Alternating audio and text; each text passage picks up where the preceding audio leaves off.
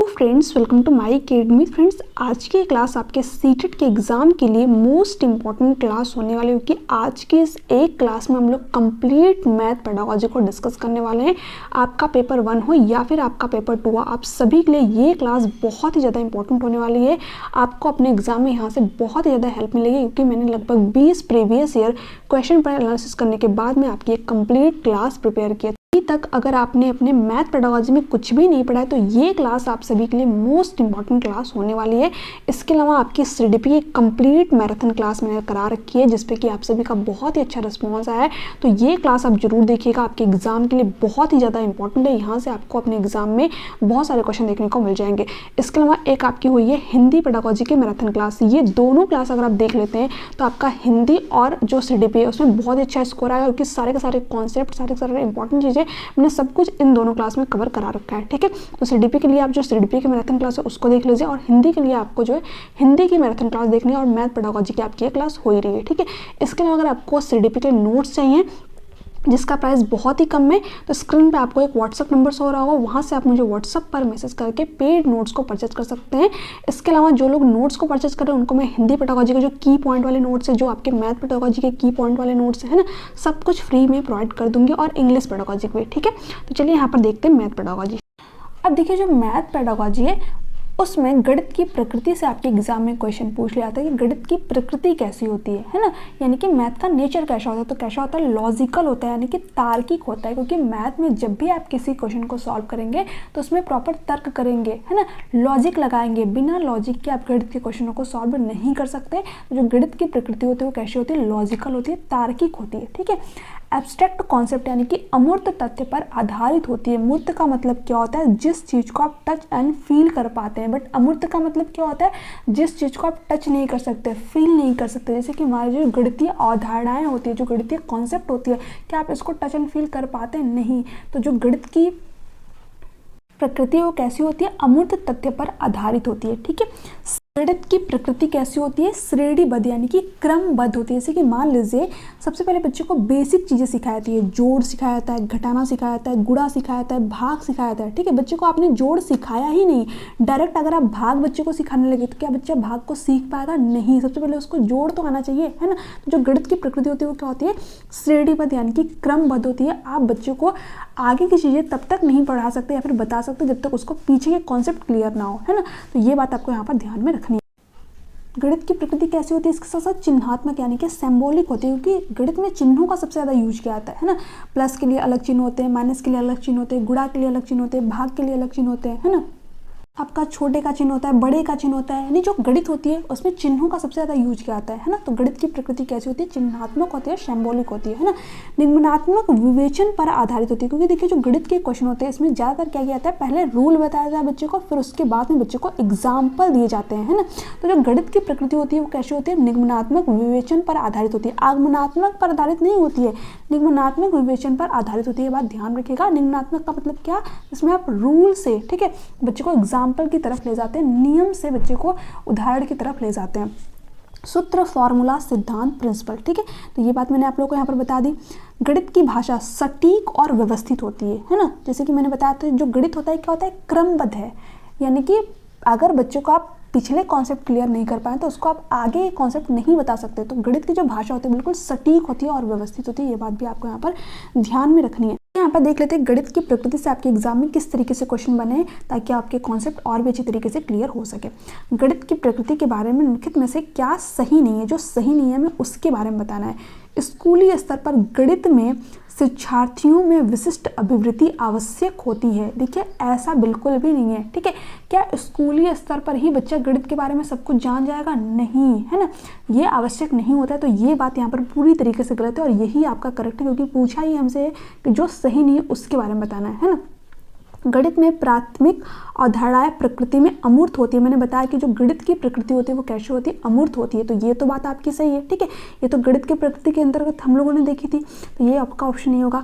गणित निम्नात्मक विवेचन पर आधारित होता है, ये भी बात आपकी सही है, ये भी मैंने आप लोगों को गणित की प्रकृति में डिस्कस किया हुआ था, तो ये भी आपका आंसर नहीं होगा। ठीक है, गणित उन अधिकांश विषयों की तुलना में बहुत अधिक अमूर्त और पदानुक्रमित, मैंने सीक्वेंस की बात की थी। जो गणित होता है क्या होता है, श्रेणीबद्ध तरीके से, है ना, यानी कि क्रमबद्ध तरीके से सीखा जाता है, जो बच्चे उसी उम्र में सीखते हैं। तो तीनों बातें आपके यहाँ पर सही है, तीनों बातें गणित की प्रकृति के बारे में बताते हैं, बट यहाँ पर एक ही बात नहीं बता रखा है, तो यही आपका करेक्ट ऑप्शन हो जाएगा। तो यहाँ पर ये आपका जो है एग्जाम में क्वेश्चन पूछा गया था, इंपॉर्टेंट क्वेश्चन है, ध्यान से इस क्वेश्चन को देख लीजिएगा। जो गणित के मैंने जो प्रकृति के बारे में बताया वहीं से आपके एग्जाम में क्वेश्चन देखने को मिल जाएंगे, उससे बाहर आपके एग्जाम में क्वेश्चन नहीं आने वाले हैं, है ना। तो चलिए आगे देखते हैं।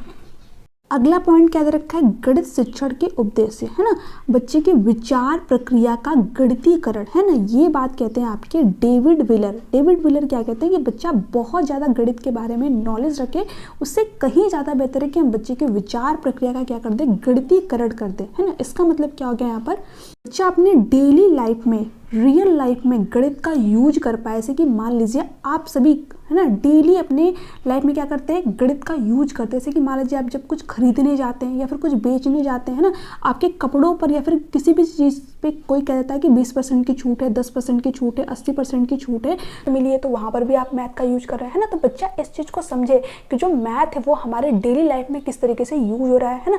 बच्चा अगर दुकान पर भी कुछ लेने जाए तो वहाँ पर वो क्या करे, मैथ का यूज कर सके, है ना, उसके विचार का गणितीकरण करना, उसके रियल लाइफ से मैथ को जोड़ देना, यही क्या होता है, बच्चे के विचार की प्रक्रिया का गणितीकरण करना, है ना।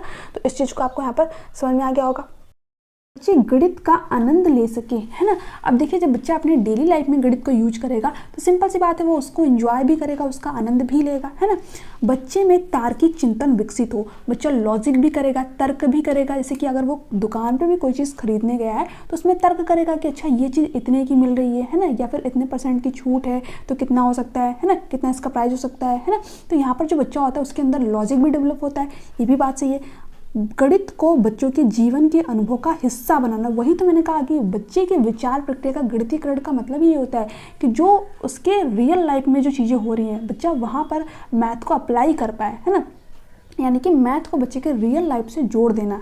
बच्चे गणित की मूल संरचना यानी कि अंक गणित, बीज गणित, ज्यामिति को समझे और त्रिकोणमिति को, है ना, कि बच्चा जो है जो गणित की मूल संरचना है, अंक गणित, बीज गणित, त्रिकोणमिति, है ना, ज्यामिति, इन सभी चीज़ों को समझे। जैसे कि मान लीजिए जो ट्रायंगल होते हैं, है ना, इस तरीके की आकृति बच्चों को बहुत सारी जगहों पर देखने को मिल सकती है। समोसे भी आपके ट्रायंगल की तरह होते हैं, रोटी क्या होती है आपकी गोल होती है, सर्कल होती है ना। जब आप बच्चे को रियल लाइफ के एग्जाम्पल देंगे तो बच्चा वहाँ से चीज़ों को बहुत ही तेज़ी से रिलेट करेगा कि वो चीज़ें उसने देख रखी है ना। तो गणित शिक्षण के उद्देश्य आपके एग्जाम के लिए बहुत ही ज़्यादा इंपॉर्टेंट है। यहाँ से आपके एग्जाम में बहुत सारे क्वेश्चन आते हैं, तो इसको ध्यान से देख लीजिएगा। आगे देखते हैं हम लोग।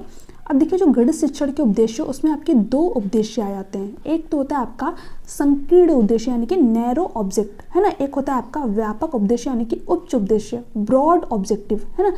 तो यहाँ पर देखिए दोनों ही इंपॉर्टेंट है। ये उद्देश्य जो है किसके द्वारा दिए गए थे, जॉर्ज पोल्या के द्वारा।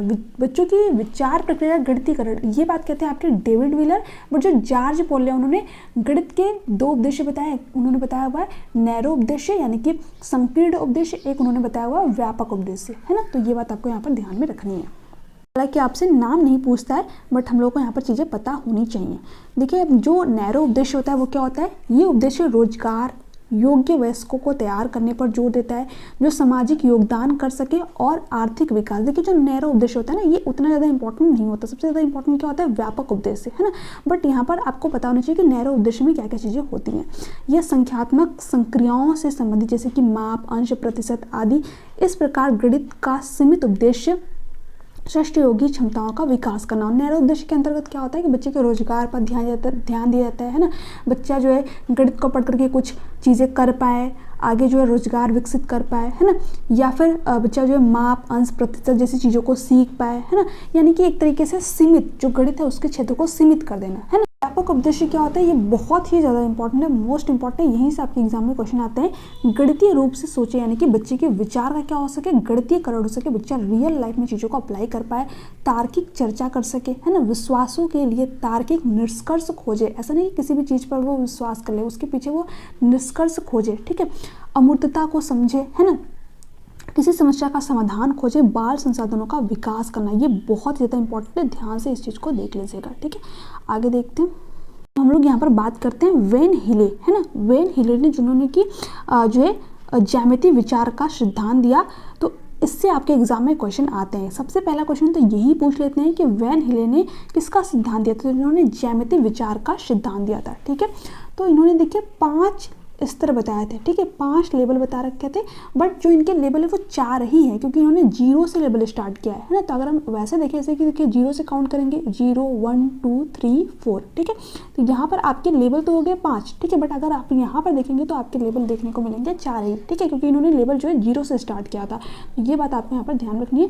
जो इनका 0 वाला लेवल है, जिसको हम लोग विजुअलाइजेशन या फिर चाक्षुषीकरण के नाम से जानते हैं, इसमें जो बच्चा होता है ना, वो क्या करता है, आकार के आधार पर आकृतियों का वर्णन करता है। जैसे कि मान लीजिए आपने बच्चों को सर्कल दिखा दिया, आपने बच्चों को ट्रायंगल दिखा दिया, तो क्या कहेगा, रोटी क्या है, सर्कल है ना। या फिर जो समोसे होते हैं वो क्या होते हैं, ट्रायंगल जैसे दिखते हैं। तो बच्चा जो वर्ग है या फिर जो त्रिभुज है, उसके गुणों के बारे में बच्चों को नॉलेज नहीं होती, सिर्फ बच्चा देख करके बताता है कि हाँ ये सर्कल है और ये ट्रायंगल जैसा दिख रहा है ना। तो यहाँ पर जब बच्चा आकृतियों के बारे में वर्णन करे या फिर आकृतियों को देख करके बताए, तो वही क्या होता है, विजुअलाइजेशन। ठीक है, और यहाँ पर बच्चा जो है 0 लेवल पे होता है, आपको ये बात ध्यान में रखनी है। विश्लेषण, ठीक है, जो इनका पहला वाला लेवल है वो क्या होता है, विश्लेषण। आकृतियों का वर्णन उनके गुणों के आधार पर करते हैं। अब यहाँ पर तो बच्चे ने सिर्फ आकृति देख करके बता दी। अब जब बच्चा थोड़ा सा बड़ा हो जाता है तो क्या करता है, एनालिसिस करता है, विश्लेषण करता है। अब बच्चा जो है ये बता पाएगा कि कौन सा वर्ग होता है। ठीक है, वो बता पाएगा कि वर्ग में जो है आपकी 4 साइड होती है, त्रिभुज में आपकी 3 साइड होती है ना। तो बच्चा यहाँ पर जो आकृतियाँ उसके गुण के बारे में भी बता पाएगा कि वर्ग में 4 साइड होती हैं और जो त्रिभुज होता है उसमें 3 साइड होती है ना। ये बात आपको यहाँ पर ध्यान रखनी है। इसके साथ साथ होता है इनफॉर्मल डिडक्शन, यानी कि अनौपचारिक निगमन। ये बच्चा कब कर पाता है, जब बच्चा सेकेंड वाले जो है लेवल में होता है ना। गुणों के महत्व को पहचानता है, उनके बीच संबंध जो छात्रों को तार्किक रूप से सहायता करते हैं, आकृतियों के गुणों का क्रम है ना। अब देखिए यहाँ पर बच्चा सिर्फ आकृतियों को देख करके बता रहा था है ना, बट यहाँ पर बच्चा उनके गुणों के बारे में बता रहा था कि त्रिभुज के 3 साइड होते हैं है ना, या फिर जो वर्ग होता है उसके 4 साइड होते हैं। बट यहाँ पर जो बच्चा होता है वो रिलेशन भी खोजने लगता है ना, संबंध जोड़ने लगता है। यहाँ पर जो बच्चा होता है वो समझ जाता है कि जो स्क्वायर होता है, जो वर्ग होता है ना, क्या होता है, स्पेशल केस होता है आपके आयत के, है ना। रेक्टेंगल का क्या होता है, स्पेशल केस होता है। यहाँ पर बच्चा जो है रिलेशन खोजने लगता है, संबंध स्थापित कर पाता है। तो कई बार आपके एग्जाम में क्वेश्चन पूछा है कि जब बच्चा आकृतियों के बीच में संबंध स्थापित कर पाए तो वो वेन हिले की कौन से लेवल में, तो तीसरे वाले लेवल में होता है। ठीक है, औपचारिक चरण क्या होता है, फॉर्मल चरण क्या होता है, तार्किक तर्क क्षमता प्राप्त करते हैं और प्रमेयों को सिद्ध करते हैं या फिर निगमनात्मक रूप से, है ना। इसमें बच्चा जो है नियम से एग्जाम्पल की तरफ जा पाता है, प्रमेयों को सिद्ध कर पाता है ना। इसके साथ साथ रिग्रोड क्या होता है, विभिन्न धारणाओं में प्रमेयों की स्थापना और विश्लेषण करता है ना। अब देखिए यहाँ पर बच्चा प्रमेयों को सिद्ध कर पा रहा है, बट यहाँ पर जो बच्चा होता है ये प्रमेय का निर्माण भी कर पाता है, सबसे हाईएस्ट लेवल होता है ना, विश्लेषण कर पाता है कि अच्छा ये प्रमेय किस तरीके से प्रूफ हुई है ना। तो ये चारों बातें आपको ध्यान रखनी है। अगर आप सीटेट पेपर 1 देने जा रहे हैं तो आपको सिर्फ यहीं तक पढ़ना है, क्योंकि यहाँ जो 3rd और 4th वाला लेवल है इसमें थोड़े से बड़े बच्चे आ जाते हैं, है ना। तो जो अगर आप पेपर 1 का एग्जाम देने जा रहे हैं तो आप सिर्फ यहाँ तक अगर चीज़ों को याद रख सकते हैं तो भी आपका काम हो जाएगा। सिंपल सा आपको कुछ नहीं करना है।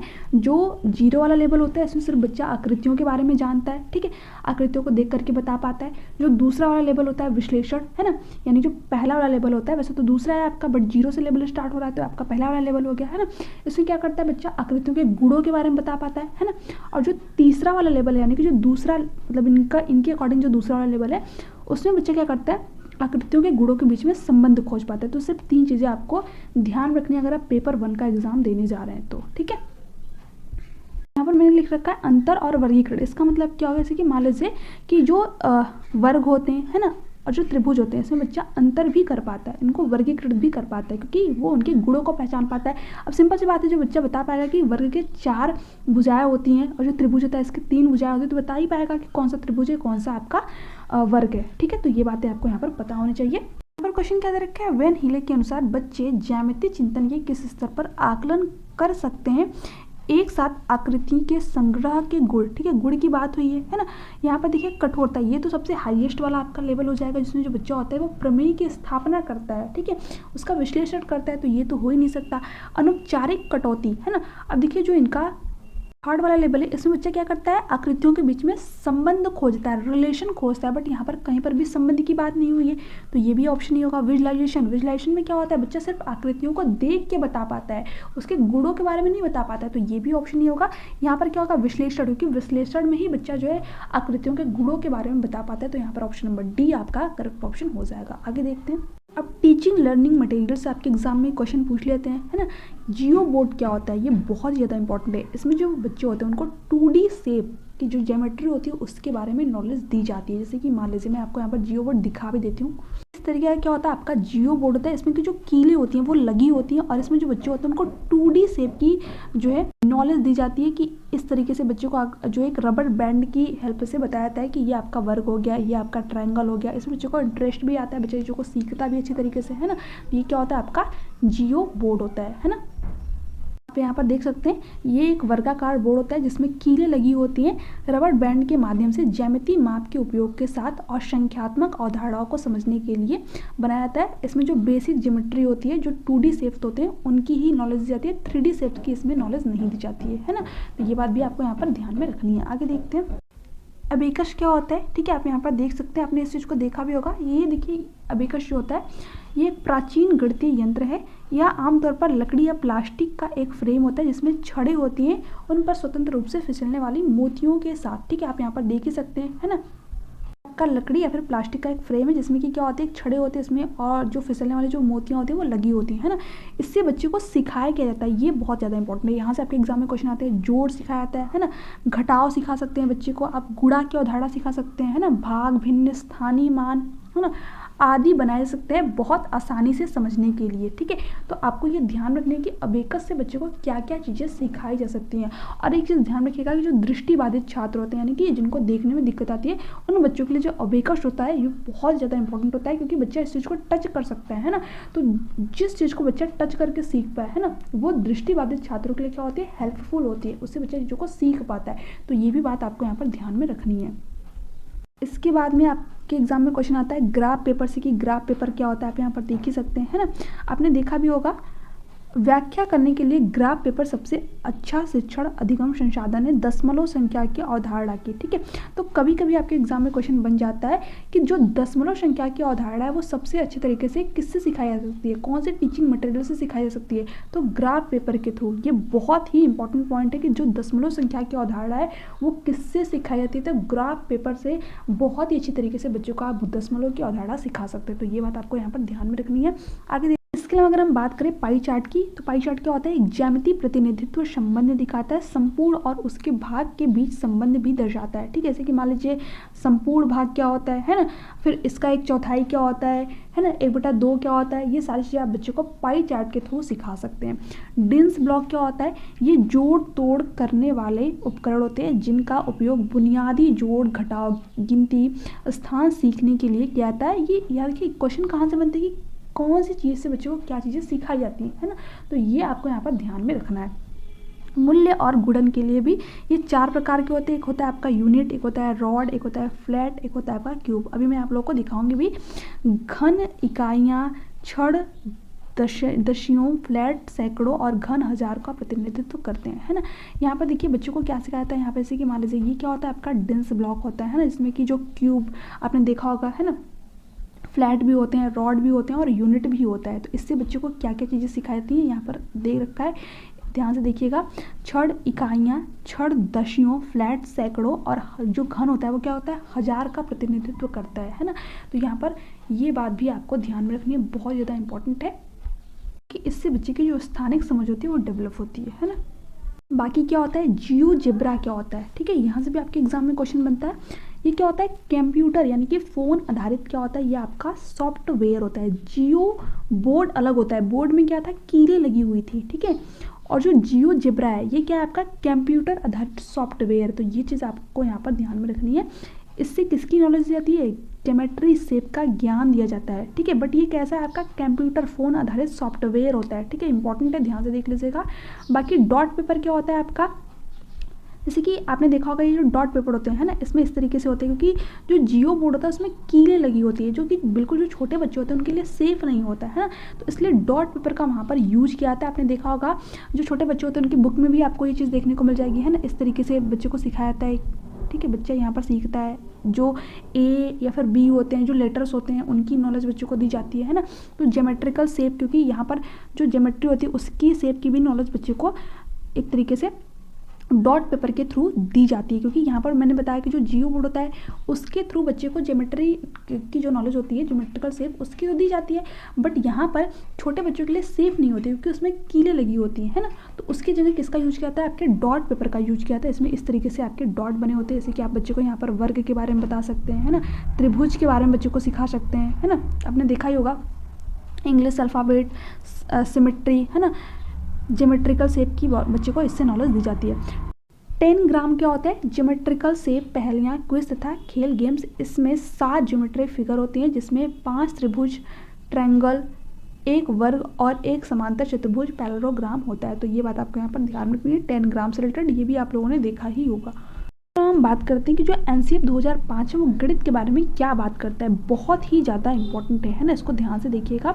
सभी बच्चों में संख्यात्मक सुनिश्चित करना प्रारंभिक शिक्षा के सार्वभौमिकरण का एक महत्वपूर्ण पहलू है। ठीक है, यानी कि सभी बच्चों को क्या होनी चाहिए, सबसे पहले तो संख्याओं की नॉलेज होनी चाहिए। ठीक है, इस स्तर पर प्रगति मूर्त से अमूर्त की ओर होनी चाहिए, यानी बच्चों को आप जो भी चीज़ें सिखा रहे हैं, पहले जो बच्चा टच एंड फील कर पाता है, जैसे मैंने अबिकस के बारे में एग्जांपल दिया, जो टीचिंग लर्निंग मटेरियल था आपका, है ना, तो उसके थ्रू, है ना, बच्चों को आप जोड़ सिखा सकते हैं, गुणा सिखा सकते हैं, है ना, यहाँ पर बच्चों को घटाना सिखा सकते हैं। तो जिस चीज़ को बच्चा टच कर सकता है, फील कर सकता है ना, उसका यूज करके आप बच्चों को एब्स्ट्रैक्ट की तरफ लेकर के जाइए, अमूर्त चिंतन की तरफ लेकर के जाइए। इसके लिए आप क्या कर सकते हैं, टीचिंग लर्निंग मटेरियल्स का यूज कर सकते हैं, है ना। तो ये बात कहता है आपका एनसीएफ कि बच्चों को पहले मूर्त चीज़ें सिखाइए, उसके बाद में अमूर्त चीज़ें सिखाइए। ठीक है, आकार, स्थानीय समझ, पैटर्न, मापन जैसे गैर संख्या क्षेत्रों को प्रोत्साहित करें और डेटा हैंडलिंग। ठीक है, गणितीय पहेलियाँ समस्या समाधान कौशल में मदद करती हैं। देखिए जो गणितीय पहेलियाँ होती हैं, जैसे कि बच्चे से आपने कोई क्विज पूछ दिया, है ना, कोई क्वेश्चन पूछ दिया, गणितीय जो पहेलियाँ होती हैं, जैसे कि मान लीजिए आपको बच्चे को 2 दे दिया, ठीक है, 4 दे दिया, आप अपने बच्चे को 6 दे दिया, फिर यहाँ पर पूछ दिया कि यहाँ पर क्या होगा, जो पैटर्न होते हैं ना, इसमें बच्चा बहुत ही इंटरेस्ट के साथ में चीज़ों को सीखता है ना। तो ये क्या होती है आपकी एक तरीके से गणितीय पहेलियाँ हैं, बच्चे यहाँ पर पैटर्न को सीख पाएंगे, है ना। तो ये भी इंपॉर्टेंट है आपका। बच्चे गणित से डरने की बजाय उसका आनंद लेना सीखे, यानी कि बच्चे के रियल लाइफ से आप जब गणित को जोड़ देंगे तो बच्चा गणित से डरेगा नहीं, उसका आनंद लेगा। ठीक है, यानी कि हर जगह गणित को अप्लाई कर पाएगा। बच्चे महत्वपूर्ण गणित सीखते हैं गणित सूत्रों से कहीं बढ़कर, है ना। बच्चों को आप सूत्र रटाया जा रहे हैं, उससे कहीं ज़्यादा बढ़ करके बच्चा गणित के कॉन्सेप्ट को समझ पाए, अवधारणाओं को समझ पाए, है ना, उसको डेली लाइफ में यूज कर पाए। बच्चे गणित को ऐसी चीज़ के रूप में देखते हैं जिसके बारे में बात की जा सके, जिससे संवाद किया जा सकते हैं, आपस में चर्चा करें, साथ मिलकर काम करें। ठीक है, तो ये बात आपको ध्यान रखनी है। बच्चे अर्थपूर्ण समस्याएं प्रस्तुत करें और उनका समाधान करते हैं। ठीक है, इसके अलावा क्या रखा है, बच्चे रिश्ते को देखने, संरचनाओं को देखने, तर्क करने के लिए अमूर्ततन का प्रयोग करते हैं। जैसे कि मान लीजिए अब जो रिलेशन होते हैं ना, जैसे कि आपके घर में कितने लोग हैं, तो उसमें भी क्या करेंगे, आप मैथ का ही यूज करेंगे, है ना। तो ये बात भी बच्चे के अंदर आपको डेवलप करने की, गणित जो है आपके आसपास हर जगह डेली लाइफ में आप यूज करते हैं, है ना। बच्चे गणित की मूल संरचना, अंक गणित, बीजगणित, ज्यामिति को समझे और त्रिकोणमिति, स्कूल गणित के मूल विषय क्षेत्र सभी एक पद्धति प्रदान करें रुकावट, संरचना और सामान्यीकरण के लिए। ठीक है, यहाँ पर जो जो चीज़ें इंपॉर्टेंट है वो मैं आप लोगों के साथ में डिस्कस कर देती हूँ। ठीक है, यहाँ पर देखिए इसके साथ साथ क्या इंपॉर्टेंट है आपके एग्जाम के लिए, शिक्षक हर बच्चे को कक्षा में इस विश्वास के साथ शामिल करे कि हर कोई बच्चा गणित सीख सकता है। ठीक है, तो ये भी बात आपको यहाँ पर ध्यान रखनी है। इसके साथ साथ संख्या अनुक्रम की भूमिका सीखने के बजाय बच्चों को शब्दों के खेल, गिनती के बीच संबंध को छोटे छोटे समुच्चयों में संदर्भ में समझाए। ठीक है, यानी कि जो बच्चे होते हैं आप उनको पजल्स दीजिए, पैटर्न्स दीजिए, ताकि बच्चा जो है गणित में इंटरेस्ट ले, रुचि ले, है ना, और इसको जो है अच्छी तरीके से सीख पाए। जो गणितीय खेल होती हैं, पहेलियाँ होती हैं, है ना, जो कहानियाँ होती हैं, गणित में सकारात्मक विकसित करने का काम करती हैं, जिससे जो बच्चा होता है वो रियल लाइफ से गणित को जोड़ पाता है, छात्रों को बीज गणितीय संकेतन से परिचय कराता है। ठीक है, इसका उपयोग समस्याओं को हल करने में किया जाता है, अंतरिक्ष और आकृतियों में व्यवस्थित अध्ययन और उनके समेकन के लिए सामान्यीकरण, माप का ज्ञान। जैसे कि मान लीजिए आपके जैसे कि जो पहले के ज़माने में जो यज्ञ होते थे तो वहाँ पर भी क्या होता था, आपके त्रिभुज ही बनाए जाते थे, है ना, इस तरीके की आपने देखा होगा, है ना, जो यज्ञ कुंड बनता था। तो यहाँ से भी बच्चों को क्या होती है, ज्योमेट्रिकल शेप की नॉलेज होती है। अगर आप देखिए अपने आसपास तो हर जगह ऐसी कोई चीज़ नहीं मिलेगी जिसमें कि आपके गणित का यूज ना हुआ हो, है ना। इसके अलावा जो एनसीएफ 2005 है, सीखने में रचनात्मकवादी दृष्टिकोण पर बल देता है क्योंकि यह सक्रिय अधिगम पर केंद्रित है, आकर्षक गतिविधियों के माध्यम से शिक्षार्थियों की भागीदारी, ठीक है। तो ये सारे पॉइंट आपको यहाँ पर ध्यान रखना है। इस स्तर पर सीखने से छात्रों को स्थानिक तर्क को समृद्ध करने के अवसर भी मिलते हैं, ठीक है। तो देखिए मैंने यहाँ पर जो इंपॉर्टेंट चीज़ थी वो आप लोगों के साथ में डिस्कस कर दिया। हालांकि ये चीज़ें मैंने आप लोगों को नोट्स में प्रोवाइड कर रखे, तो आप इस चीज़ को पूरे डिटेल में पढ़ सकते हैं, बट जितनी चीज़ें इंपॉर्टेंट है जो जहाँ से आपके एग्जाम में क्वेश्चन बनते हैं वो सारी चीज़ें मैंने आप लोगों के साथ में यहाँ पर डिस्कस कर दिया है, ठीक है। अब देखिए संकल्पना मानचित्र, यहाँ से भी आपके एग्जाम में क्वेश्चन आता है कि कॉन्सेप्ट मैपिंग क्या होता है। यह एक योजनाबद्ध रेखा चित्र है जो अवधारणाओं के बीच संबंध को दर्शाता है। ये एक श्रेणीबद्ध संरचना है, ठीक है। इसे शिक्षक या शिक्षार्थी द्वारा बनाया जाता है। यह पूर्व ज्ञान के साथ नई अवधारणाओं को जोड़ते हैं। तो ध्यान रखिएगा ये मोस्ट इंपॉर्टेंट पॉइंट है। जो संकल्पना मानचित्र होता है ये क्या करता है, पूर्व ज्ञान के साथ में बच्चे के जो नए कॉन्सेप्ट है उसको जोड़ता है, ठीक है, जोड़ने का काम करता है। ये सबसे ज़्यादा इंपॉर्टेंट पॉइंट है, यहीं से आपके एग्जाम में क्वेश्चन आता है, ठीक है। तो यही वाला पॉइंट आपको ध्यान में रखना है। आगे देखते हैं। इसके अलावा आपके एग्जाम में क्वेश्चन बन जाता है कि जॉर्ज पोलिया ने समस्या समाधान के कितने स्टेप, कितने चरण बताए थे। तो 4 चरण इन्होंने बता रखे थे। कौन कौन से आपके चरण है। पहला चरण क्या है, समस्या को समझना। जैसे कि मान लीजिए आपके सामने कोई भी समस्या है तो सबसे पहले क्या करेंगे, आप समस्या को समझेंगे, है ना। उसके बाद क्या करेंगे, आप समस्या को समझने के बाद प्लान डिजाइन करेंगे, योजना बनाएंगे, ठीक है। उसके बाद में क्या करेंगे, योजना का संचालन करेंगे, योजना को अप्लाई करेंगे, ठीक है।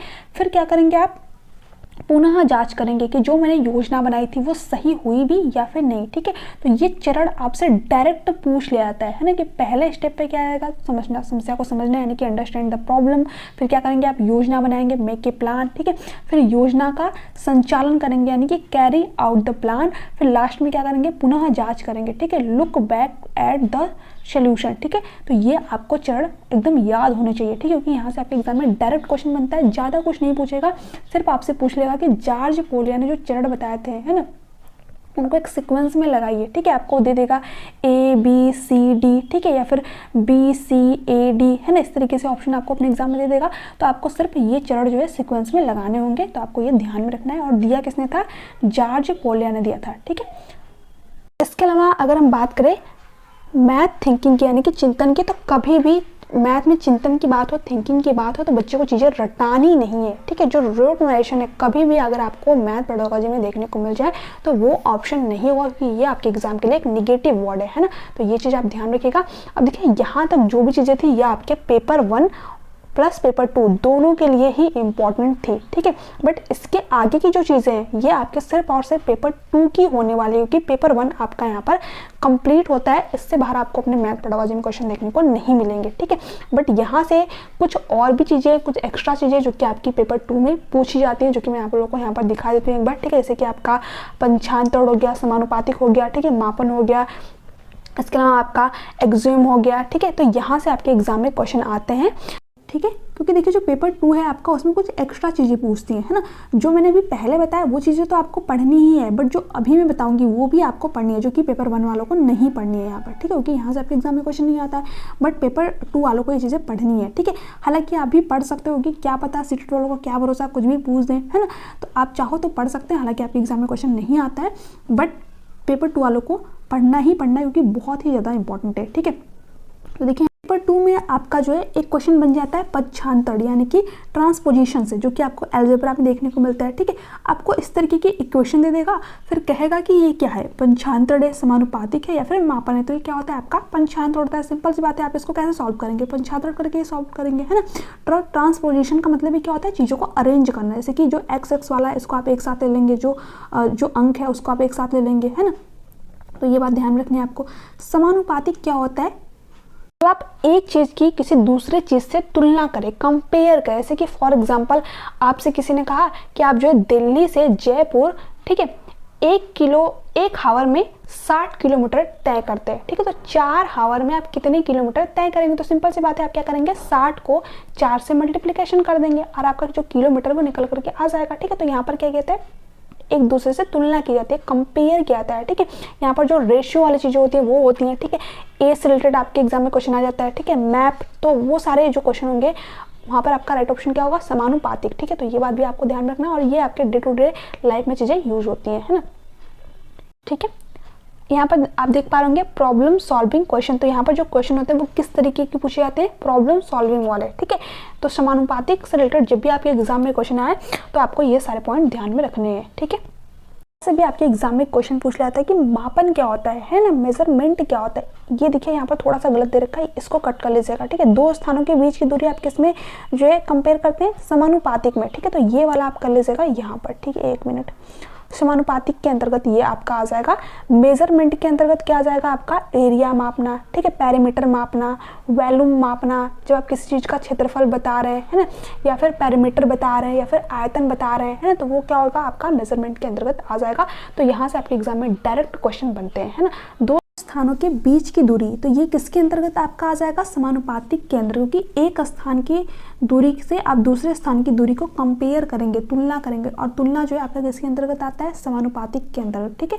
तो ये सारी बात आपको ध्यान रखनी है। जो नोट्स मैंने आप लोग को दे रखे हैं उसमें ये चीज़ आप मॉडिफाई कर लीजिएगा, ठीक है। दो स्थानों के बीच की दूरी आपका समानुपातिक के अंतर्गत आ जाएगा, ठीक है। एग्जाम में क्वेश्चन आता है कि अभिगृहित क्या होता है, एक्सियूम क्या होता है ना। देखिए ऐसे कथन जो सत्य मान लिए जाते हैं जिसे सिद्ध करने की जरूरत नहीं होती। इसके अलावा आपको क्या दे देगा, 3 और ऑप्शन दे देगा, तो आपको कौन सा ऑप्शन से टिक करना है। ऐसे कथन जो सत्य मान लिए जाते हैं, है ना, ये डायरेक्ट यही लाइन उठा करके आपको अपने एग्जाम में देखने को मिल जाएगी कि अभिगृहित क्या होते हैं, जिसे सत्य मान लिया जाता है और जिसे सिद्ध करने की जरूरत नहीं होती है, वेरीफाई करने की नीड नहीं होती है, ठीक है। तो ये बात आपको यहाँ पर ध्यान रखनी है। जैसे कि मान लीजिए ए बराबर मैंने मान रखा है बी, ठीक है, बी बराबर मैंने मान रखा है सी, तो सिंपल सी बात है कि जो ए और सी है ये क्या है, आपस में बराबर है ना। तो ये क्या है, मैंने सत्य मान लिया है, क्या इसको कोई प्रूव करने की जरूरत है, नहीं, ये सिंपल सा हमें दिख रहा है ना। तो एक्सियूम क्या होता है, जिसे सत्य मान लिया जा सकता है, जिसे प्रूव की नीड नहीं होती, आवश्यकता नहीं होती, है ना। ज्योमेट्री में आपसे पूछे तो क्या होता है आपका पेस्टुलेशन, ठीक है। तो ये भी आपको यहाँ पर ध्यान में रखना है। में क्या होती है, ठीक है, ये क्या होती है आपकी जनरल स्टेटमेंट होती है, सामान्यीकृत कथन होते हैं, है ना, यानी कि इसको पहले से ही किसी ने प्रूव कर दिया है ना। ये क्या होती है, मैथमेटिकल वेरीफाई होती है, प्रूफ होती है, इसको प्रूव करने की जरूरत नहीं होती है, पहले से ही प्रूफ होती है। जैसे कि जो पाइथागोरस आपका थ्योरम होता है ना, ये क्या है, पहले से ही प्रूफ है, इसे प्रूव करने की किसी को जरूरत नहीं है ना। तो यहाँ पर ये क्या होता है, पहले से प्रूफ होते हैं, पहले से सिद्ध होते हैं, है ना। आप इनको सिद्ध करके दिखा भी सकते हैं, क्योंकि ये पहले से ही प्रूव है, वही चीज़ें हम क्या कर सकते हैं, अप्लाई करके उस चीज़ को दिखा भी सकते हैं प्रूव करके, है ना। तो ये बात आपको यहाँ पर ध्यान रखनी है। और ये आधारित किस पर होता है, एक्सियोम यानी कि अभिगृहित पर आधारित होता है। जैसे कि मान लीजिए जो पाइथागोरस थ्योरम होती है, इसमें जो लंबी भुजा होती है, ठीक है, ये जो आपका हाइट होता है और जो बेस होता है इसके योग के बराबर होती है ना। तो आपको ये चीज़ें किसी ने प्रूव करके दे दी है, किसने दिए, पाइथागोरस ने दिए, है ना। तो ये क्या है, पहले से ही प्रूव है, तो वो क्या हो गया, आपकी प्रमेय हो गई, ठीक है, थ्योरी हो गई। ये बात आपको यहाँ पर ध्यान में रखनी है। अनुमान क्या होता है, कंजेक्चर क्या होता है, इसमें हम अनुमान लगाते हैं, है ना। जैसे कि मान लीजिए कि आपको जो पैटर्न दिए जाते हैं, जैसे कि 2, 4, ठीक है, 6, तो आप क्या कर सकते हैं, यहाँ पर अनुमान लगाते हैं, है ना। ये अनुमान गलत भी हो सकता है आपका, सही भी हो सकता है, ठीक है। अगर आप सही तरीके से पैटर्न को अप्लाई कर पा रहे तो आपका अनुमान सही होगा, अगर आप सही तरीके से नहीं बता पा रहे तो आपका जो अनुमान है वो गलत भी हो सकता है। तो यहाँ पर जो अनुमान लगा सकता है ना, ये नॉट वेरीफाई होते हैं, है ना। यहाँ पर जो अनुमान हो सकता है वो आपका वो सही भी हो सकता है और गलत भी हो सकता है ना। तो ये क्या होता है, सत्य होता है, जैसे कि हम मान लेते हैं बट वेरीफाई नहीं होता है ना, प्रूफ नहीं होता है। तो ये बात आपको यहाँ पर ध्यान में रखनी है कि आपका गलत भी हो सकता है और सही भी हो सकता है ना। इसमें हम क्या करते हैं, चीज़ों को गेस करते हैं, अनुमान लगाते हैं। आगे देखते हैं। अब देखिए यहाँ पर प्रूफ क्या होता है, यहाँ पर जब आप चीज़ों को वेरीफाई कर ले, जैसे कि लेफ्ट हैंड साइड बराबर राइट हैंड साइड, तो वो क्या होता है, आपने चीज़ों को सिद्ध कर दिया, प्रूफ कर दिया, ठीक है। डेफिनेशन क्या होती है, परिभाषा क्या होती है, जैसे जो त्रिभुज है, जब आप इसको डेफिनेशन बताएं, इसकी परिभाषा बताएं, है ना, कि जो 3 भुजाओं वाली आकृति होती है उसे हम क्या कहते हैं, त्रिभुज कहते हैं। त्रिभुज की क्या होगी, डेफिनेशन होगी, परिभाषा होगी, है ना। तो जो परिभाषा होती है क्या होती है, मीनिंगफुल एक्सप्लेनेशन यानी कि अर्थपूर्ण व्याख्या होती है, ठीक है। तो आपको ये बात भी ध्यान में रखनी है। मैंने सभी चीज़ें यहाँ पर डिस्कस कर दी, फिर से मैं रिवीजन कर देती हूँ क्योंकि यहाँ से आपके एग्जाम में क्वेश्चन आते हैं, ठीक है। परिभाषा क्या है, मीनिंगफुल डेफिनेशन है, जिसमें कि आप जो है किसी चीज़ की परिभाषा बताते हैं, त्रिभुज की, आयत की, ठीक है, कोई भी चीज़ आपकी हो सकती है, ठीक है। प्रूफ क्या होता है, इसमें कि आप लेफ्ट हैंड साइड बराबर राइट हैंड साइड यानी कि चीज़ों को सिद्ध कर देते हैं, है ना। इसके अलावा आपका जो है अनुमान क्या होता है, अनुमान आपका गलत भी हो सकता है, सही भी हो सकता है ना, जैसे कि पैटर्न बताना हो गया आपका, है ना, यानी कि ये नॉट वेरीफाई होते हैं, है ना। इसके अलावा अगर हम बात करें तो प्रमेय क्या होती है, जो पहले से ही सिद्ध होती है ना, यानी कि जनरल स्टेटमेंट होती है, सामान्यीकृत कथन होती है ना, ये मैथमेटिकल वेरीफाई होती है, इनको सिद्ध करने की जरूरत नहीं होती है, पहले से ही क्या होती है, प्रूफ होती है। इसके अलावा एक्ज्यूम क्या होते हैं, आपकी ऐसे कथन होते हैं जो कि सत्य मान लिए जाते हैं, है ना, और जिसे प्रूफ करने की जरूरत नहीं होती। तो ये सारे पॉइंट आपको ध्यान में रखने हैं। यहाँ पर क्वेश्चन क्या है, गणित में कंजेक्चर की बात हो रही है, ठीक है। तो एक प्रगति या निष्कर्ष जो सिद्ध हो चुका है, ठीक है, ये तो आपकी क्या हो जाएगी, प्रमेय के अंतर्गत आ जाएगी। जो प्रमेय होती है वो क्या होती है, आपकी सिद्ध हो चुकी रहती है ना, थियरम जो होती है। बट कंजेक्चर में हम क्या करते हैं, अनुमान लगाते हैं, बिल्कुल भी महत्वपूर्ण नहीं है, तो पहले ही कट जाएगा आपका, केवल माध्यमिक स्तर के विद्यार्थियों के लिए महत्वपूर्ण नहीं, ये सभी के लिए इंपॉर्टेंट होता है, ठीक है। एक प्रतिज्ञप्ति या निष्कर्ष जो बिना प्रमाण के स्थायी आधार पर सत्य माना जाता है, बिल्कुल सही बात है, ठीक है। यहाँ पर कोई आपको प्रतिज्ञप्ति, कोई निष्कर्ष, ठीक है, कोई प्रमाण नहीं दिया था, क्योंकि इसमें आप अनुमान लगाते हैं, वो अनुमान आपका सही भी हो सकता है और गलत भी हो सकता है। तो यहाँ पर हम क्या करते हैं, सत्य मान लेते हैं, है ना।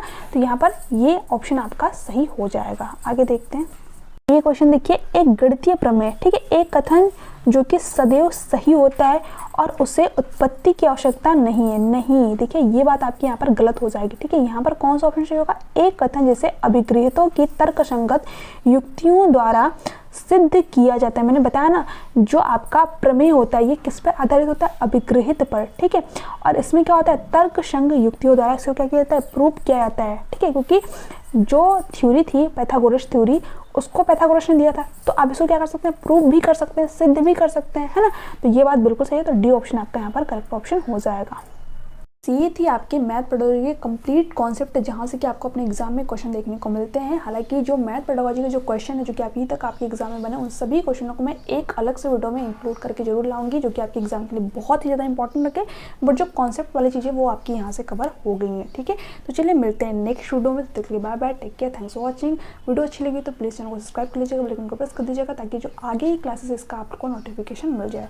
चलिए मिलते हैं नेक्स्ट वीडियो में, तब तक के लिए bye bye, take care, thanks for watching.